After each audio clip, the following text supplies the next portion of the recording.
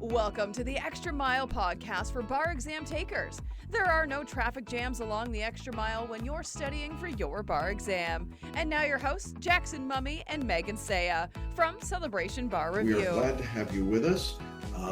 Excited to be back. Been away for a couple of weeks and just coming back in. As always, I'll be joined by Megan to help me talk through what's going on in the bar exam world and to answer some of your questions. Hey. Hi, how are you? I'm doing well, thank you. How are you? Doing great. Nice to have a normal bar season this year so far. Yeah, isn't that crazy? I feel like I'm waiting for the next disaster, but right now there aren't any, so that's a good feeling. Yeah, Sarah and I just finished a 1-week grandkid hugging tour, so we're feeling pretty good about that. So yeah, and hope everybody out there is doing well, feeling well, and getting ready for the exams. Typically, we like to start with just a recap of what's going on around the country in terms of the bar exams. Why don't we start there today? And Megan, why don't you lead us on that tour? All right, great. So let's first talk about the new states that have announced they're going online since we had our last webinar, which was at the beginning of March. So we've got, not unexpectedly, we've added quite a few states to the list. So now joining the other online states are Colorado, Delaware, Iowa, New Hampshire, New Jersey, New York, North Carolina, Ohio, Vermont, and Washington State. The big one, obviously, in there that I know we have a lot of people who are excited about is New York, and some other encouraging news, Jackson, for especially for foreign trained attorneys in New York as well. Yeah, very exciting news. For those of you that didn't know, for the last 2 exams, New York applied a fairly artificial constraint on who could sit for the exam. There were limits if you were a repeat bar taker or if you were a foreign attorney who didn't get an LLM from an ABA approved law school. So the result of all that was, I think you and I were looking at, Megan, it's about 5,000 people that took the exam in October, and that was an online exam. And we kept trying to figure out what New York was trying to do. Why would you limit an online exam? There shouldn't be any physical limitation. Really, without much fanfare, last week, New York announced that they were lifting those restrictions and I think their wording is any eligible applicant. All the basic rules apply, but there's no longer a constraint on how many times you've taken the exam. So you could have taken 5 times, 10 times, 20 times, doesn't matter. And there's no constraint on your foreign legal education as long as you qualify as a foreign attorney to sit for the exam. So you don't have to have the LLM. The only restraint that the examiners added was a cap limit of 10,000 applicants. So Megan and I did a little research before we came on live today to see how many applicants took the exam in July of 2019, so pre-COVID, when the world was more normal, and it worked out to just about 10,000 people, roughly 7,900 first-time takers and 2,100 repeat takers. So it looks like the examiners have gone back to that number that existed in 2019, and that's good news. But there is a caveat to that, and that is that we expect, and I know, Megan, you've been talking about this for some time, I think there's going to be a big bubble coming at us in July, don't you?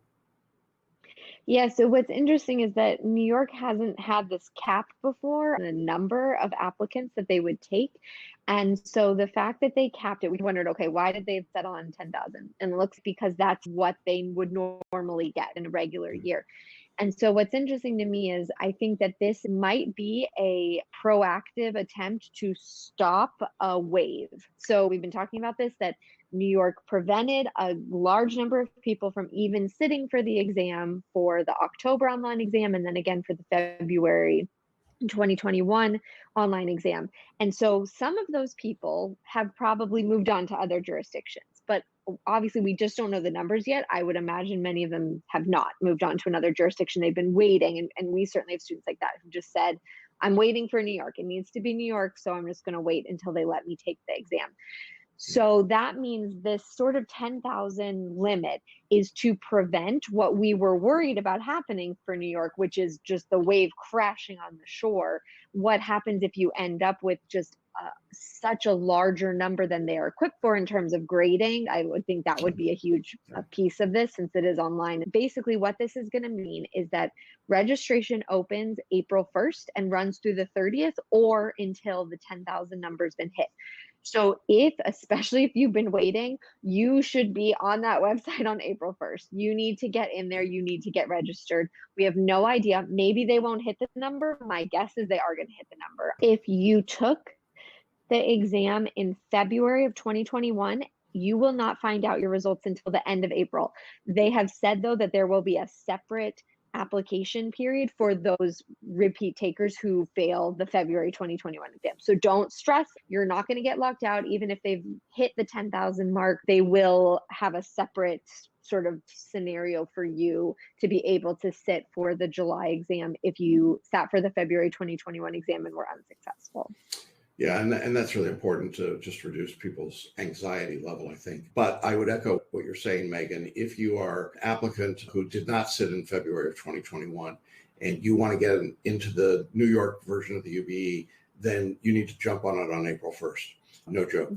And then move forward. Now, the other option that this creates, that it opens up, is that now I would say there's no restriction. If you want to take the UBE somewhere else, let's say you want to take it in person and you want to go to a state that gives the UBE in person, but you're a multiple time repeater or whatever the requirements might be, you can now do that and apply your score back into New York. There don't seem to be any limits there, which was really an unclear part of what they did in the last two exams. We couldn't confidently say, go to another jurisdiction and try and move your score into New York because they had these limitations that seem pretty severe.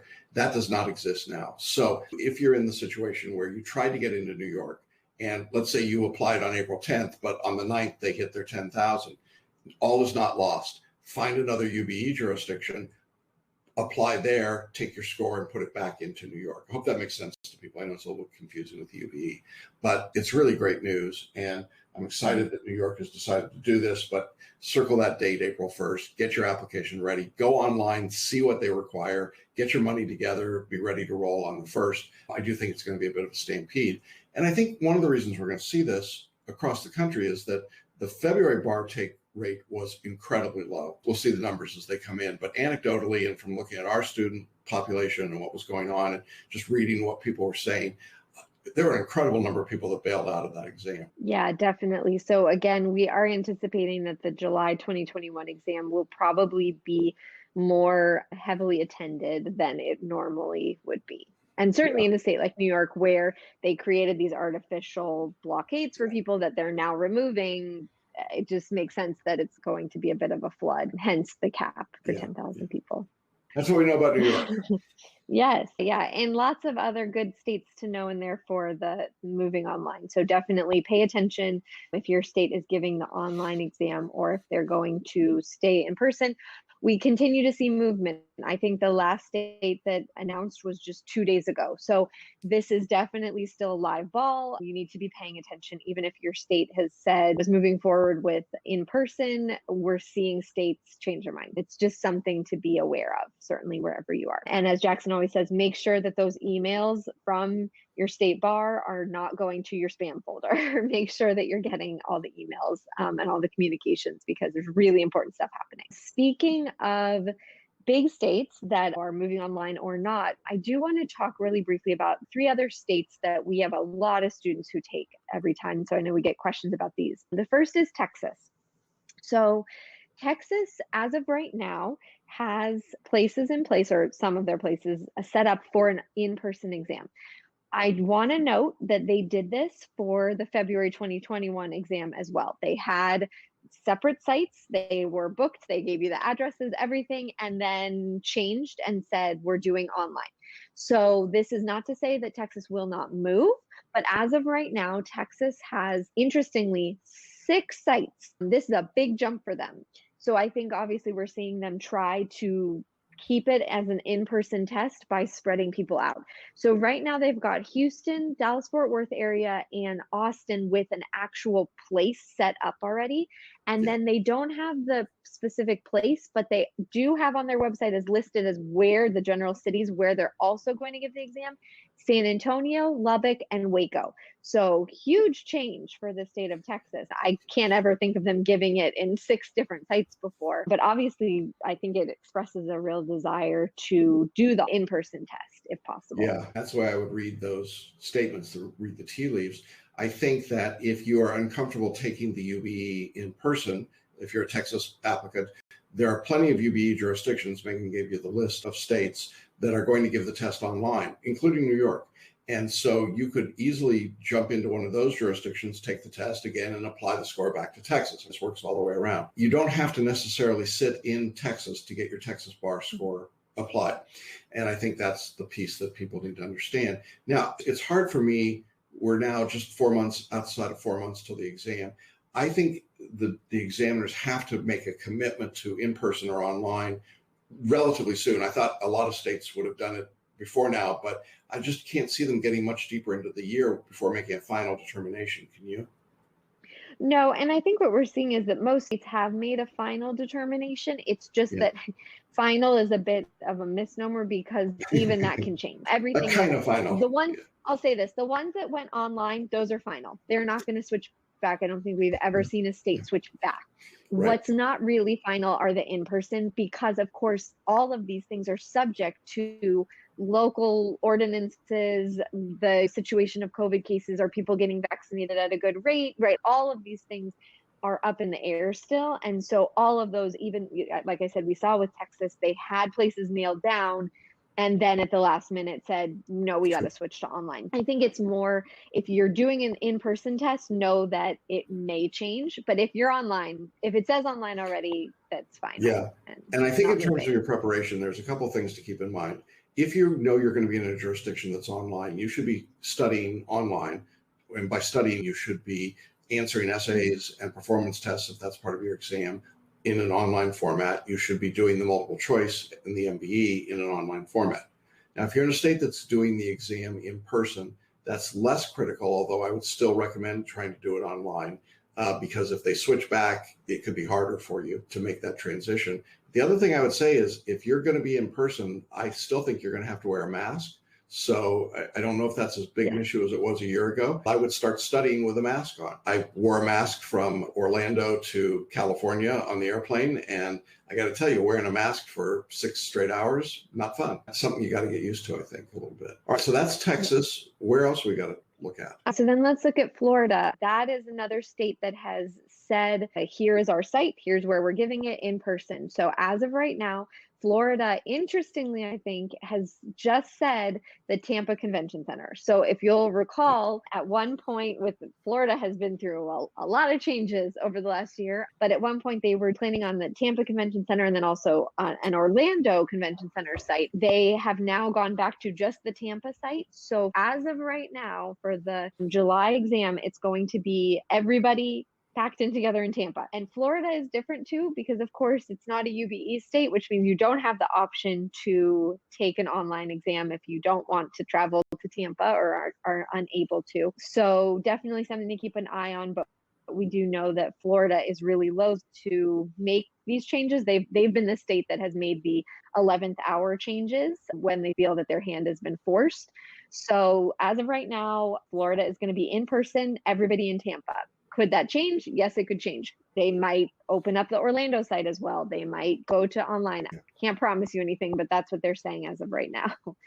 And the other thing about Florida is this is another state where I expect a big surge to hit in terms of the number of applicants in July. I think the Florida test was relatively lightly attended online. And because they came out so late with their results, a lot of people that got unfavorable results out of the late 2020, I guess it was, forget now, October 2020, that exam, because it came out late, then they were forced into skipping the February test. So I think we're going to see a lot of repeat takers in Florida. And of course, right now that means in person, if that's what the examiners choose to do. Again, I tend to think states like Florida and Texas are governed more by politics than what's really reasonable for bar takers. And you've got an option in Texas with the UBE, but you don't have an option, as you said, in Florida. You got to go forward. So just keep that in mind as you're preparing. Yeah, definitely. And then the other state that I want to mention, is because we have a lot of takers in, is Georgia has been silent. So they don't have anything up yet about in person or online. That means it's in person until they say otherwise. It's in person. But they, unlike Texas and Florida, for instance, don't have like their location posted and they just have their normal FAQ of, hey, here's where we give the exam, but they haven't come out and said anything specific about the July exam. So I think we'll be keeping an eye on Georgia. Certainly if you hear anything, maybe they've sent an email that I just haven't seen, pass that along to us because we'd love to know. But as of right now, I'm just radio silence a bit from Georgia. So that means in person until we hear otherwise. Yeah. The good news is in Georgia, I have family in Georgia, they just opened up vaccines for the entire population 16 and up starting in a couple Yeah. weeks or in a week. So good Yeah. news is that maybe in Georgia, most people will be vaccinated before the bar exam hits. Yeah, so we'll keep you updated there. And of course, Georgia was one of the states that went to an open book exam in an online format. I can't see them doing open book in person, but I don't know. Again, it's radio silence. As you said, we don't know what they're going to do. You should be studying as though you're going to be in a closed book environment, I think, for right now. So that's where we are. Wild, stay tuned. We'll keep you updated, but not as wild as it was a year ago. I was going back and looking at March. Yes. That was, when we weren't sure how there would be a bar exam. So the world has changed, but it's starting to take shape a little more definitively now than it did before. Okay, cool. All right. Yeah, we've got a question in the chat box. Is the movement to online testing permanent or only applicable for July 2021? And this is a California student who's asking this, but answer it more broadly. Well, I don't know. I have said all along that I thought once you started giving online exams, it would be tough to go back to in person. Now it looks like Florida and Texas are going to prove me wrong there. But I still wouldn't bet the mortgage on those tests not ending up being virtual. But I think a big state like California, that's going to take a long time to vaccinate everyone, that has a different political sensibility than Florida or Georgia, might choose to stay online for a longer period of time and may simply decide. And I think you made this point a couple of weeks ago, Megan, that there are so many sites for in-person testing normally in California. It's got to be easier for them to just do the online test and have everything consolidated and not be setting up 25 different testing centers. So if I were betting, I'd bet California stays online, but we'll see. It's every state gets to choose, and they're all choosing based on their own criteria, and it's not the same criteria from state to state. I think my hope is that we hit a place where for 2022, where we can have some states choose some permanent options. So this seems unsustainable to me to have every exam. It's a will they or won't they? What are we going to do? And we have to track it. And I think it just would be nice, certainly for the exam takers, if you just knew state X does a convention center. State B does, you take it on your laptop in your home. State C does 6 convention centers or smaller sites, so you can choose what makes sense, or at least how to prepare. Certainly with other types of examinations, they have smaller testing centers that people come to take an exam on a computer that's already existing there. There's a lot of different options. I think it just would be nice to have that consistency for you all so that you knew what to expect, rather than this sort of whack-a-mole situation that we've got here, where we're just not sure with every new exam that pops up what's going to happen, who's going to do what, and states making different choices every exam, right? We've got states that have really varied back and forth between, I'm thinking North Carolina, who just said we're doing it online. I think they had done the online, they'd done the not, and then it did. And so it's just a little all over the place. And my heart goes out to examinees who are trying to prepare for really a lot of unknowns. Yeah, and I think we're coming up on the very first edge of bar results from February of 2021.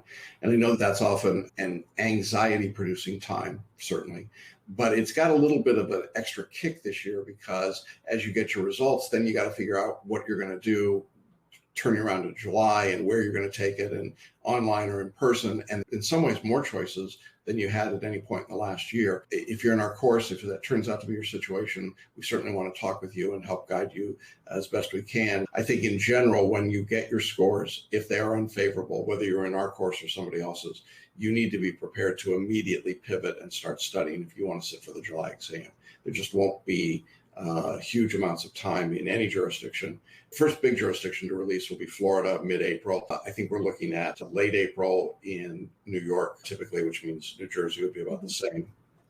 California will be mid-May. That's probably when Georgia will come out as well. So in those big states, you're going to have less than 4 months to study if you're a repeat bar taker. Yeah. Great. All right, so let's move into study strategies now. First is a photo reading question. I'm feeling a bit lost with photo reading. I'm not sure I'm doing it correctly. My approach is I photo read my outline by starting at the top or beginning of my outline. I'm visually focused on the top of my laptop while pushing down on my down arrow key. I say, once I get done photo reading an outline, am I supposed to go back to the beginning of that same outline and activate? You're supposed to follow your syllabus. And what the syllabus is going to tell you to do first time through is to photo read in 15 minutes or so. And the way that student described it is fine. That's a perfectly acceptable way to photo read. And then go ahead and start mind mapping. And you'll see that the mind mapping takes typically in the syllabus a couple of hours after the first reading. Then you're going to watch a lecture and you're going to mind map. Then you're going to photo read again and watch a lecture and mind map again. So follow that. Don't try to make this more complicated. I think that's the number one thing I see. You can speak to this, Megan. I think photo readers try to make this too complicated. It's really a pretty simple process. You just turn the pages and then you create your mind maps. And if you're doing that, along with the lectures and the question practice, that's really what you need. It works. I think people sometimes don't believe it can be that simple and be that effective, but that's the reality. Yeah, great. I will say, I think everyone, it's in our nature, not even just with the photo reading, to overcomplicate it. Yeah. It's a good message, I think, for everyone. As we're heading into this, people are probably ramping up their studies. Don't make it harder on yourself than you need to. So this is a crazy, stressful process. We're trying to make it as streamlined and simple and stress-free for you as we can. So roll with that. Don't add extra hurdles. I tend to see that. I feel like we see people adding, well, first, before I can get to the study guide, I have to listen to the lecture 3 times through, because really I need to make sure I really have that, and then I can move on. And no, just do what the study guide asks you to do. I promise. I've been doing this, gosh, now for 10 years. I'm coming up on 10 years. Jackson, you have been doing it for decades and decades. We're not just throwing it out there. The study guide is. Yeah, no, this is not make it up as you go along. If you do what we ask you to do, you'll be successful. And that's been our experience over and over again. So I'm glad the student reached out to ask the question, but don't make it more complicated, right? Yeah, exactly. I think this is just a good point of whatever it might be for you. Take your time and just take a deep breath and look at the big picture. I don't want to see this level of frazzle this far out from the exam. I don't want to see people be frazzled at any point, but certainly this far out from the exam. We don't want to run around like chickens with our head cut off. It's not helpful. So I want to make sure that just take a deep breath and think through, look at, okay, if I'm just starting out, where is everything? What do I need? Okay, what's my study guide telling me to do? And just go with that. I just want this to be a good reminder to just stay calm. You have a long time. If you're taking the July exam, we are not anywhere close to like panic mode here. You have plenty of time. Keep studying, keep moving. Yeah, there are people that don't even know they're going to take the July exam yet. This is way too early to freak out about it. If you're anywhere in the study guide and syllabus on the July exam, you're good. You're moving ahead. I don't have great expectations. I would say 10 to 20 hours a week is what most people do in terms of their studies. However, they place it out over the week. But 10 to 20 hours is where most people are that are studying for the July exam. If you've been studying for a couple of months, or in some cases a year or two, well, obviously you're going to be fine. If you just started your studying, well, maybe you're closer to 20 hours a week right now, but there is plenty of time. You don't need to fret. 4 months in the old days of bar exam, they didn't even think about bar exam until 7 weeks before the test. So 4 months is a lifetime, like you're saying, Megan. Yeah, we have a question in the chat box that's related to that. I've lessened some of my responsibilities, but I'm still working over 50 hours a week. So I can only study on the weekend. Should I try to take the exam in July 2021 or continue to study for February 2022? Take it in July. I mean, work as though you're going to take it in July. The world isn't going to get easier or better. Your workload isn't going to necessarily decrease. There'll always be something. So continue to press on as though you're taking the exam in July. If you're not ready, in our course, you can postpone without a penalty. So it's not a big deal. But here's what will happen if you postpone today for February 2022. You'll stop studying. You'll just stop. And then you'll get to 4 months before February 2022, and you'll say, oh my gosh, my workload is so heavy. I'm working 50 hours a week. I can only study on weekends. Should I wait till July of 2022? And then you become a lifelong friend of ours. And not that we don't love that, but our goal is to get you to pass the exam, not to be a permanent member of our community. Yeah, so go ahead and go forward. I think that's where I would come out on that. Yeah. All right. So let's look at one more question from the chat box. What advice do you have for when I'm reviewing the answers to questions for property, contracts, and crim law? I've spent the recommended 1 to 2 hours reviewing the answers I missed, but I'm needing more time to review. Do I stop and do that even though it takes me past your recommended amount of time on that activity? Good question. Yeah, it's a great question. The answer is you keep moving. You don't grind down on these subjects, because what will happen is you won't get through the entire outline. You're going to come back to each of these subjects multiple times. It's like an all-you-can-eat buffet. And if you're trying to fill up the plate with everything on one pass through, you're going to irritate everybody behind you, but you're just not going to get there. When we say 2 hours, for example, to do something, we really mean 2 hours, as we were just talking about. So go ahead and move on. Keep your mind maps, and the mind maps continue to expand, and they're dynamic as you work through them. You will be reintroduced to these subjects multiple times. In addition, I would say you should be looking into BarMaps, because BarMaps will give you a more focused look at the subject, both in terms of the lecture, so you can go back to a part of the lecture rather than the entire lecture, and you will also have the ability to see a pre-made mind map at a couple of different levels. And then there's the fast finish audio, which you could listen to as often as you wanted, just to reinforce the subject matter material. So a lot of different tools available to you there. Yeah, definitely. It's that we say it all the time, but I know we always have new students coming in. It's spiral review, stepped repetition. You're going to come back around over and over again, the same thing. Take the pressure off of yourself. 2 hours is plenty of time to review your questions in a subject. And so what it tells me, if you can't do it in 2 hours, is probably that you are diving way, way too deep on like specific problems.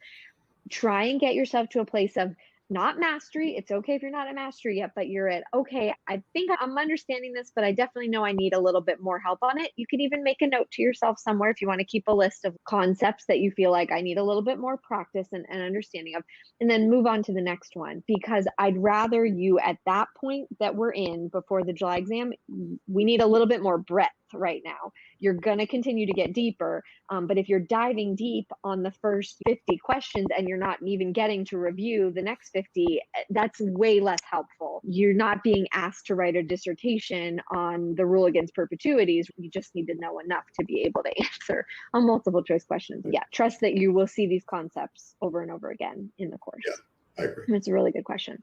Okay, all right. So now let's move to this last grouping of questions that I find are related. Okay, so first we've got, I took the Cal February exam, but I hadn't completely finished the study guide in the entire program. Should I now restart the study guide or just pick up with what I didn't complete in the program? Which is a good question too. I'm assuming that the student thinks they failed the test. Yes, yeah. Okay, so under that scenario, I would pick up where you left off and get through at least the first cut of everything. And then when results come out in California in mid-May, you'll go back to the start and you'll start digging in, but you'll then have the added benefit of knowing strengths and weaknesses based on the scores. So yeah, I would just go ahead and finish up right now. Great. All right. And similarly, but a little bit different, this person said, I'm starting to make my study schedule for July using the study guide. Do you still recommend rereading the outlines and re-watching the videos, even though I have my mind maps done? So this is someone who went through the whole course already. Yeah. If you're a photo reader, I would definitely photo read and continue to build out in your mind maps.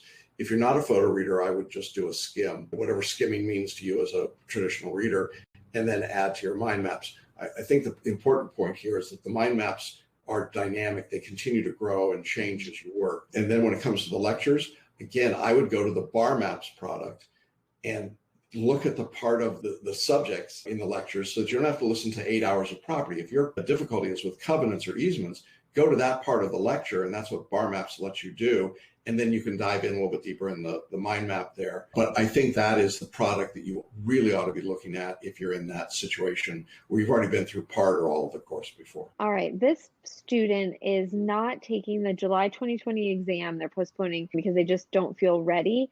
And they said, my correct bar exam date is TBD. Can I postpone indefinitely?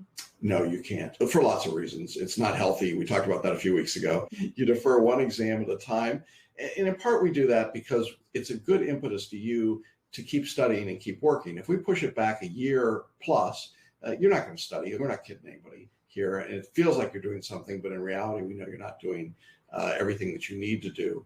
And so we want to make sure that you stay engaged. Now, the real underlying point here that I want to make is don't pretend that you're studying for an exam 18 months from now. because that is just pretending. You're not really studying. You could be studying for an exam 4 months from now or an exam 12 months from now, but not 18 months from now. Be clear on what you're doing and why you're doing it. And if you're not really able, then withdraw from the course for right now and come back to us when you're ready. For your own mental health, it doesn't change a whole lot for us, and there's certainly no financial implication, but just for your own mental health, having the thing hanging over your head like that, like, I got to study for this bar exam in 2023. What? That's not a good way to live. Yeah. I liken it to how you talk about with the MBE questions, how if people answer them in, 90 seconds, then after 90 seconds, it drops off. But people think, I would have thought intuitively, oh no, but the more time you spend on a question, the better you'll do. Feels right. But actually, the data shows it's not right at all. There's significant diminishing returns. You hit a point and it's too much. And I think the same is true for bar study. If you try to study straight for a year and a half, you hit a point where it's not even, maybe I get a little bit better. It actually could start to make it worse because it's too much. It's become this sort of Damocles hanging over your head, and it's just not helpful. Yeah, and you and I see it all the time when we're doing conferences, people that are burned out and they've just lost the desire and the motivation. We're here to help you. You don't have to, you don't have to put up a brave front. If you need to pull out, withdraw for a while, do it. It's okay. We'll be here. We'll be here when you're ready to take it. And we don't shame people or make anybody feel bad, or you don't have to give us a reason. We see long drawn out emails about why, and it's okay. You don't have to give any reason. We're here and we're here to help you. So when you're ready to study, we want you here.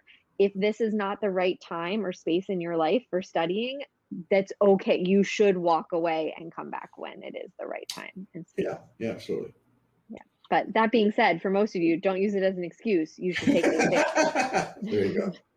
I don't want anybody. We're far out now. Spoken like the mother of a fourth grader. Last question. Now, here's someone who has some reasons why maybe it's time to walk away. My wife was stricken with COVID-19 and spent the entire month of January in the hospital. She came home on January 29th, and I've been a caretaker ever since. She's improving, but I had to postpone my bar exam date. I'm trying to figure out a new schedule. How do I do that? You just use the same schedule, the same syllabus, and you just reorient to how many hours a week you're studying. So if you're taking the July exam, again, about 20 hours a week. If you're taking the February 2022 exam, 5 hours a week. It's pretty simple. But the schedule, the syllabus doesn't change. Mm-hmm. And you put those hours in wherever they fit in your process. Maybe the weekends, maybe in the mornings, maybe lunch, maybe after work, whatever it might be. So again, don't overcomplicate it. We don't have a different study guide for July than we do for February, or for people that start in 4 months versus people that start 2 months before. It's the same study guide. It's just the pacing that you take through it.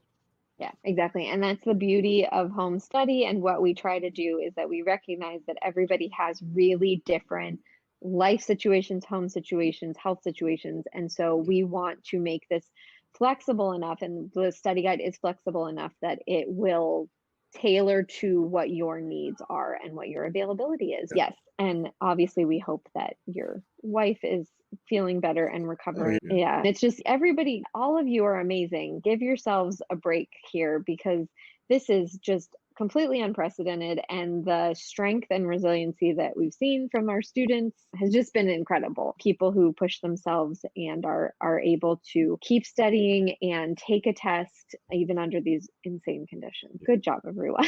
And hopefully as we get a little bit further into the year, things seem to be calming down a bit, and so I hope that continues. But that is all that we have for today.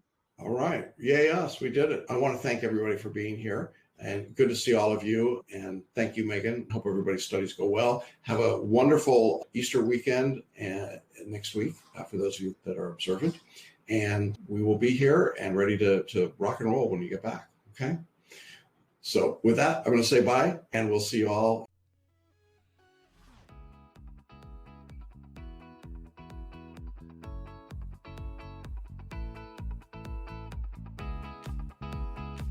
Thanks for listening and watching the Extra Mile podcast for bar exam takers at celebrationbarreview.com.